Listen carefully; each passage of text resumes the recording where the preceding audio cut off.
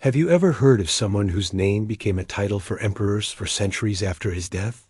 That's the legacy of Gaius Julius Caesar, one of history's most brilliant and controversial leaders. Born into a noble, but not particularly wealthy family in Rome, Caesar was ambitious from the very start. He knew he was destined for greatness, and he wasn't afraid to take risks to achieve it. His early career was a masterclass in political maneuvering. He formed a powerful alliance, known as the First Triumvirate, with two other influential Romans, Crassus and Pompey.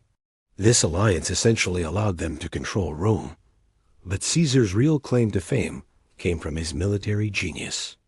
As governor of Gaul, which is modern-day France, he spent nearly a decade leading his legions in a series of breathtaking campaigns. He conquered vast territories, secured Rome's borders, and earned the undying loyalty of his soldiers. His accounts of these wars, known as the Commentaries on the Gallic War, are still studied today. But his success made his rivals in Rome, especially his old ally Pompey, very nervous. The Senate, fearing his power and popularity, ordered him to disband his army and return to Rome as a private citizen. Caesar faced a choice: obey and face potential prosecution and political ruin, or defy the Senate and plunge the Republic into civil war. Standing at the bank of the Rubicon River, the northern boundary of Italy, he made his fateful decision. Uttering the famous words, "The die is cast," he crossed the river with his legion, an act of open rebellion. The civil war that followed was swift and brutal. Caesar chased Pompey across the Mediterranean, ultimately defeating his forces and becoming the undisputed master of the Roman world. Back in Rome, he was made dictator, first for 10 years and then for life. He launched ambitious reforms to help the poor, reorganized the calendar, giving us the Julian calendar in the month of July, named after him, and started grand construction projects. He seemed to have it all: power, popularity, and a vision for Rome's future.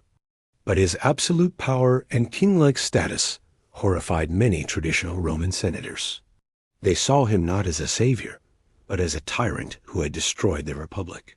A conspiracy began to form, led by men Caesar considered friends, like Marcus Junius Brutus.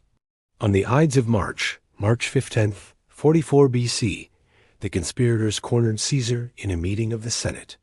They surrounded him and attacked him with daggers. According to legend, his last words were, "Et tu, Brute?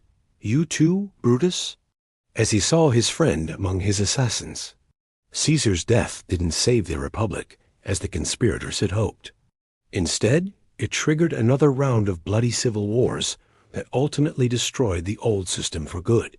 From the ashes rose the Roman Empire, led by Caesar's own adopted son, Octavian, who would become the first emperor, Augustus.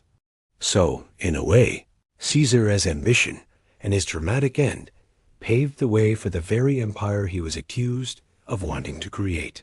His story is a timeless lesson in power, ambition, and betrayal. Thanks for watching. If you found this story fascinating, be sure to like this video and subscribe for more dives into history. See you next time.